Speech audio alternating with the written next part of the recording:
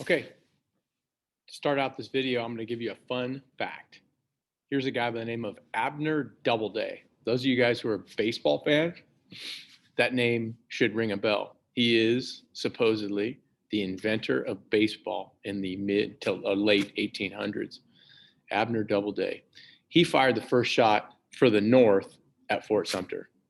Remember, I told you that Abraham Lincoln said that the North, or made sure that he demanded that the North not fire the first shot, and the South actually fired the first shot at Fort Sumter, and he manufactured that pretty much.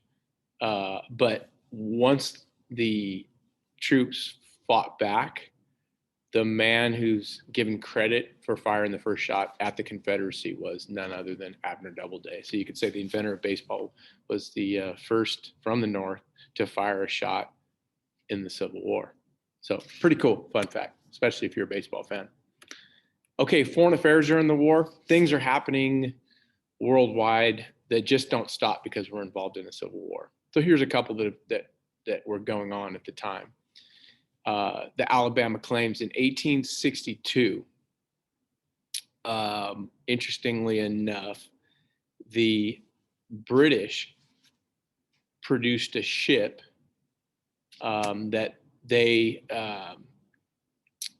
wanted to get to the Confederacy. Remember that there were people in England who were rooting for a victory by the Confederacy. And there were many people in England who wanted to help the Confederacy, but they had to be real careful. As we talked about before, the fact that people in England were reading Uncle Tom's Cabin was preventing England from going all in with the Confederacy, because people were just appalled that their country would come to the aid of a country who was fighting to keep their slaves. So indirectly, they helped the Confederacy by producing a ship that later became known as the Alabama, and it was used by the Confederacy, and it sank many Union vessels. They have a law in England that stated that England would never sell a ship to a country who is at war with another country that England is at peace with. Sounds kind of confusing, but rewind it if you want to hear it again. But yeah, so they don't want to get in the middle of civil wars like this, or not, doesn't necessarily have to be a civil war, but anything that would upset an ally of England. So they indirectly helped the Confederacy by selling this ship without arms, without any kind of cannons on, or any kind of guns on board. They sold it to the Portuguese. And the Portuguese then armed the ship and sold it to the Confederacy. Obviously, Portugal didn't have any rule against selling ships to countries that they're at peace with, like England did. Anyways, this ship proceeded to then sink many Union vessels. Later on, there was a big time lawsuit. It happened like 20 years after the Civil War, where the United States won millions of dollars for the British in international court because of their actions in producing this ship and just trying to do the workaround here. So anyways, and then the other thing that happened right under our noses was the fact that Napoleon III installed a puppet government in Mexico City. So the French were trying to take advantage of the situation and, trying to take Mexico as a colony. The United States alerted Mexico and said, look, when this war is over, we will definitely help you get rid of this dictatorship that was created down there. But Mexico handled it themselves. And on Cinco de Mayo, they captured Napoleon and put him to death and in front of a firing squad and got rid of the French on their own. Mexico did that. So this would have been a blatant violation of our policy of the Monroe Doctrine from 1823, that no European country could colonize in the Americas, that we would look upon it as an act of war. But Mexico took care of their own business, and we didn't have to help out. There's a sketch of the Alabama. All right, let's take a look. Let's compare the two presidents at the time. Again, you had the Confederacy and you had the Union, right? The United States of America and the Confederate States of America. Obviously, the United States of America was led by Abraham Lincoln, who just seemed to get better as the war went on. I mean, who knows what to do? Like right now, we're in the middle of a pandemic and people are frustrated because the government's not doing this or the county's not doing that, or the, you know, in sports, the CIF's not doing this, and everybody's kind of pushing the blame on everybody else. And that was happening at the beginning of the Civil War. We'd never been involved in the Civil War, and no one knew exactly what to do. Well, as the war dragged on, Abraham Lincoln seemed to get more and more relaxed and more reflectful, and the decisions that he made turned out to be pretty darn good decisions, except one major blunder that he makes that we'll be talking about in the next few chapters.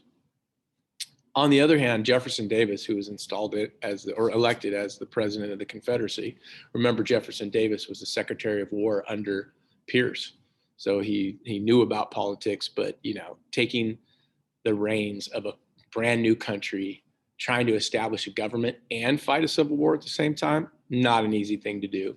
The Confederacy was racked with financial problems, inflation. They were printing their own money.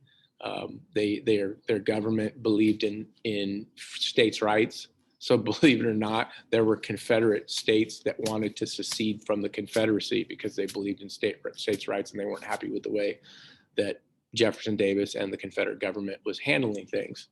So interesting there, kind of ironic. There is a picture right there of Jefferson Davis. You may say, wow, that looks a lot like Abraham Lincoln, and there are some similarities.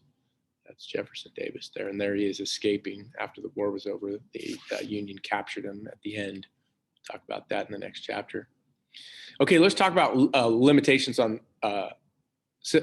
liberties. During war, Americans or whatever country is involved in war, civil liberties are almost always taken away.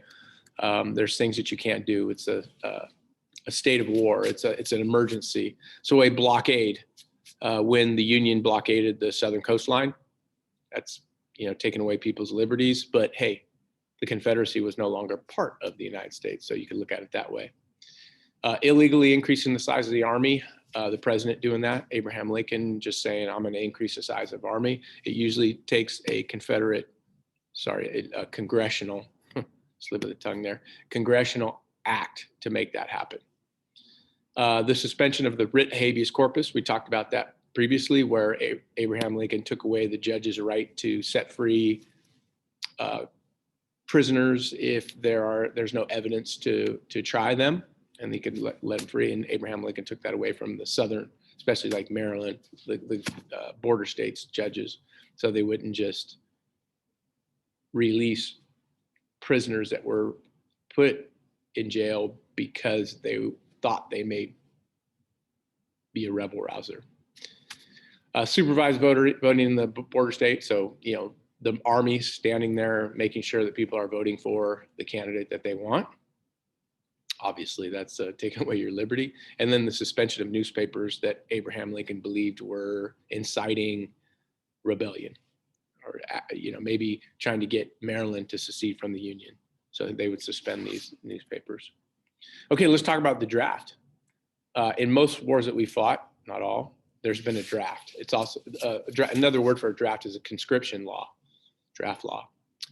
So yeah, the North, during the Civil War, the North, definitely they were drafting people, but it was surprising how many people were just stepping up and enlisting as opposed to waiting around to get drafted. And the North allowed people who were COs or conscientious objectors to prove through maybe a letter from a preacher or a priest or someone, clergyman, that would tell them that because of their religious beliefs they could not fight. They allowed for that, and people did apply for that. Same thing happened like in the Vietnam War. 90% of the Northern troops were volunteer, so that was a surprise. In the South, the Confederacy, it was said that they drafted people from the cradle to the grave. They had kids fighting and they had grandfathers fighting. Anyone they could. They were low on numbers, so they were drafting everyone. Economics in the war. Anytime you fight a war, you're going to have inflation. Your factories no longer are making goods that people want, the clothing that they would go to the store and buy, or factory made goods that they would buy. They're now producing guns and army fatigues and things like that. It's so the items that are out there, the price goes up. And everybody's getting paid, whether it's in the military or working in factories. So it tends to increase inflation. In the North, they passed the National Banking Act, which you could essentially say was the third national bank. The second national bank was killed by Jackson, as you know. This became the third national bank, kind of. It's going to be around until 1913. The South had huge problems. They're printing their own money, and that leads to issues. 9,000% increase in inflation. That is just, it was a system of bartering. Money, Confederate money was no good. The North had their own inflation up 80%. But all in all, the North had an economic boom during the war because of the factory production, and everybody was working and people had money in their pocket. Yes, the prices are going up, but so were people's wages.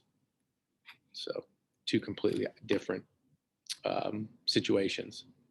The South, in the South, they had people dying in the streets of hunger, from hunger, and then in the North, things were getting better economically. But this war's still going to go on for 4.5 years. During the war, because the Republicans were controlling the House and the Senate, as you could imagine, because the Democrats were all seceded. Remember, the Democrats became a Southern party, so they all left. They all went down the Confederacy, and they served in the Confederate Congress and their government. So you're left with only Republicans in Congress. So it kind of reminds me, here's a connection for you, to when we first started government, and the majority of people in government were rich, so they were all Federalists. So you had almost Federalist control of everything. Well, now it's Republican control of everything because of the split in the country. So they're able to do whatever they wanted. And one of the things they wanted was the Homestead Act. So giving 120 acres of land to anyone who agreed to farm the land out west, giving it to them for free. To start homesteads and farm, trying to entice people to go out there. Now, obviously, they're not taking advantage of during the war so much because they're fighting. But if they serve their tour and they're done fighting, well, then many of the people who were formerly enlisted in the Army and now were done fighting after their enlistment was up, they would go out west and take advantage of this opportunity for free land. That is the end of chapter 20, part 2.